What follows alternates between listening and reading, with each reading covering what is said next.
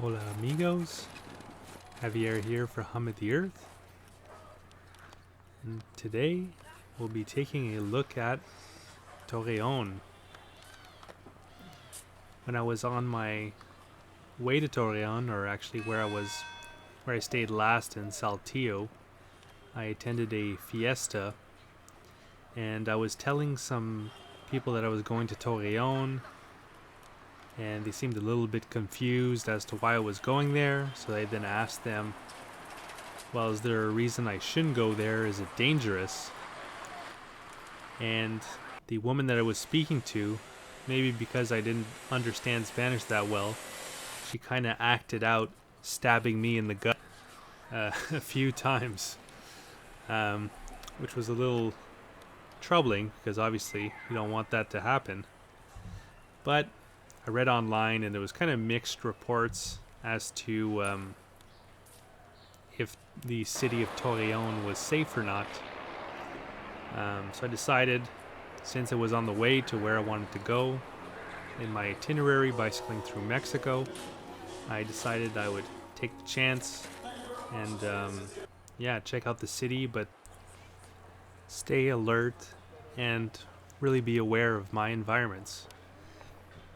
And I would be reminded to do so every time I would see one of these military pickups with a kind of like turret in the back cab, which is something that I didn't see too much of before. I saw some of the police trucks with the gunners in the back, but now it seemed to be more the military in this area. Not sure if that meant that there was more criminal activity here, but regardless, I was keeping my eyes open.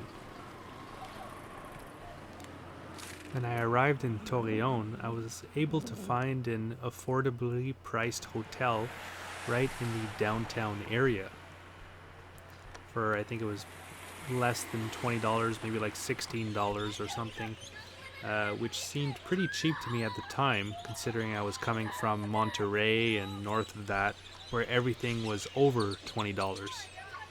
And this was pretty fun. The downtown area of Torreon where I was staying was pretty kind of hip and modern. A lot of nice graffiti that you've probably already seen in the video so far. A lot of good food places, and I even felt safe going out after dark a little bit to go get a late night snack.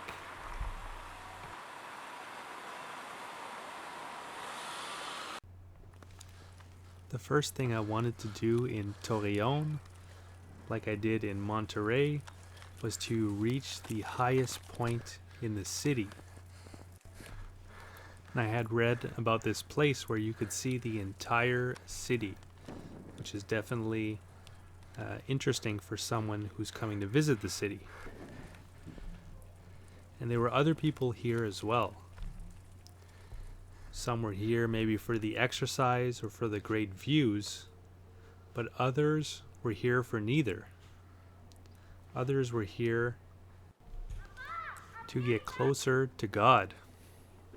This is something that I had already started to notice throughout Mexico, was that oftentimes the highest point in an area would have a cross or a little statue of Jesus. But what makes this place, called Cristo de las Noas in Torreon, different from the others is the size of the statue. It is 21.8 meters tall, making it the third tallest statue of Christ in Latin America, only smaller than the statue of Christ the Redeemer in Brazil and Cristo de la Concordia in Cochabamba, Bolivia.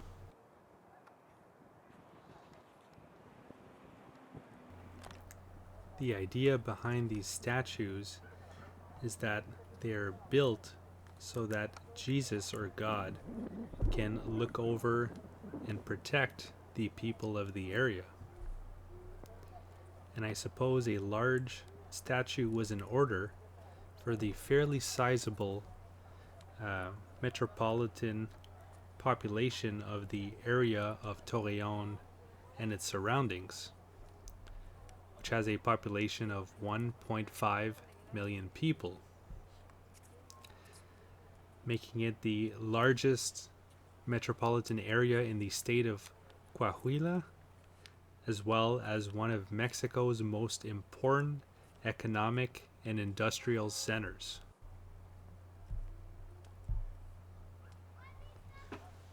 According to archaeological findings, the area of Torreón was populated around the 10th millennium BC.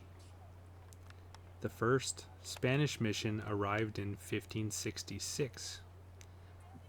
However, the city developed only in the independent Mexican era, around a Torreón, which means big tower, built to monitor Rio Naza's floods, in conjunction with the creation of a railroad connecting it to the U.S. border city of El Paso, which gave an economic boom to the city and therefore a population boom as well. The population grew from 200 in 1892 to 34,000 in 1910.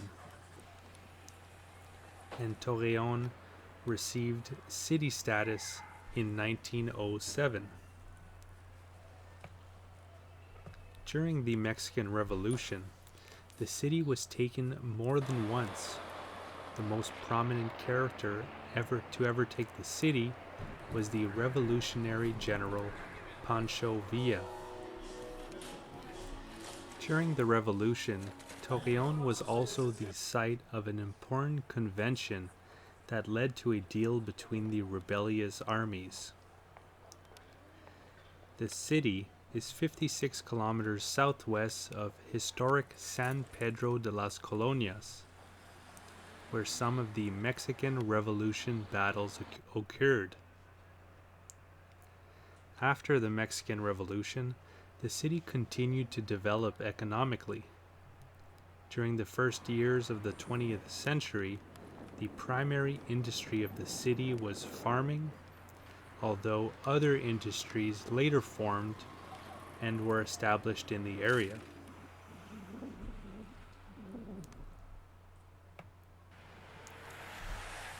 So originally the city was a center for ranching, but thanks to irrigation, the city became an important center for farming and the processing of cotton. In the middle of the 20th century, it became an industrial city. The city had industries in textiles, clothing, and metal processing. Some important industries and companies have businesses here, like Peñoles and Motores John Deere or John Deere Motors, and Grupo Lala, Yura Corporation, as well as stores like Soriana, Simaco, and Extra, as well as a few shopping malls. And now we're taking a look at some footage from Fundidores Park in Torreón, which is supposed to be the nicest park in the city that I got to check out. The park itself is maybe nothing to write home about. It is a nice, fairly small park, but I did really enjoy getting to see the locals just relaxing and having fun. And I can say that I did the same in Torreón. Although I did get some warnings to be attentive to my surroundings, and I did see some, military vehicles outside of the city. The city itself, at least maybe it was just by chance, but seemed totally fine and safe, at least in the downtown area while I was there. And I really enjoyed it. I enjoyed the food, the people, the sights, the graffiti, etc. And yeah, I really enjoyed my time. I also enjoyed my time getting to Torreón, that's bicycling there from Saltillo, and then bicycling to the next city that I got to visit in Mexico, another city in northern Mexico called Durango. So all those videos of those adventures, as well as bicycling through the rest of Mexico and the rest of Latin America, and even of other places in the world such as Eastern Africa, Eastern Europe, etc. Those are all available on my channel. But if you'd like to see the playlist of me bicycling through Mexico and checking out some cool stuff in the country, that playlist will have a link to that playlist in the description for this video. And if you want to see any of the other countries that I've gone to visit, I have playlists for those on my channel. So you click on the channel, click on the playlist tab, and then pick a country that you'd like, and you can come along for the journey. If you'd like to see an interactive map of everywhere that I went and everything that I got to see and do, I have that available over on my website, followthehumoftheearth.com, where you can click on a location of your liking and then see the blog posts and videos that I've made of those places. If you liked the video, click the like button, leave me a comment, let me know what you thought, and if you haven't already, click the subscribe button and click on the bell to be notified when new videos come out. Alright, so I hope you guys enjoyed the video. Javier signing out for Hum of the Earth.